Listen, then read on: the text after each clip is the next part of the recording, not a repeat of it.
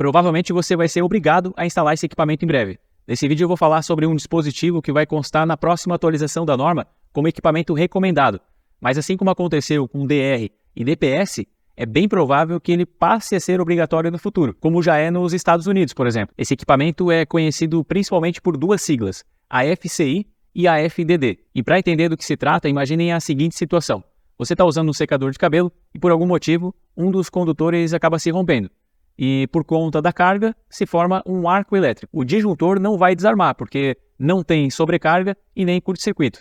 E o DR também não vai desarmar porque não tem fuga de corrente. Nesse caso, um arco elétrico potencialmente perigoso não vai ser extinto por nenhum equipamento de proteção. E o calor gerado nesse arco pode acabar causando um princípio de incêndio ou ainda um ferimento em quem está utilizando o equipamento. A temperatura gerada num arco ela é altíssima e isso pode ser muito perigoso. O exemplo do secador se trata de um arco série, quando ele se forma nas extremidades de um mesmo condutor que acaba sendo interrompido. Se fosse um arco entre dois condutores diferentes, por fase neutra, por exemplo, por conta de um dano na isolação desses cabos, aí seria um arco paralelo.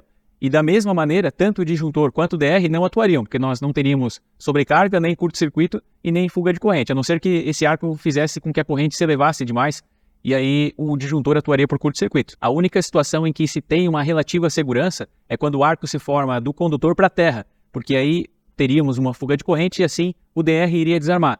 Mas essa é só uma situação e nem é a mais comum de acontecer. Então, para preencher essa lacuna de função, que não é feita nem pelo disjuntor nem pelo DR, foi criado o AFCI ou AFDD, que é a mesma coisa, são apenas siglas diferentes. E é basicamente um interruptor que tem um circuito eletrônico que detecta o arco voltaico através da forma de onda da corrente, que ela deixa de ser senoidal e fica toda bagunçada. Mas apesar de ser toda irregular, essa forma de onda da corrente tem um padrão, e esse padrão então é detectado pelo circuito eletrônico do AFCI, e assim, então, ele faz a interrupção do arco voltaico. Então não tem nada a ver com um disjuntor e com um DR. Apesar do corpo dele ser parecido, e dele também interromper o circuito, a função dele é desarmar somente com arco voltaico. Agora aquelas pequenas faíscas que nós vemos nos motores de escova, como numa furadeira, por exemplo, ou quando se desliga uma lâmpada através de um interruptor, ou quando se tira o equipamento da tomada também, essas faíscas são interpretadas como inofensivas pelo FCI, então ele não vai desligar todo o circuito por conta disso. A Brasiltec vai ter esse dispositivo que vai chegar já nas próximas semanas, e aí eu vou fazer um vídeo mais detalhado, vou ensinar a utilizar também, então não deixa de se inscrever no canal e ativar o sino para receber as notificações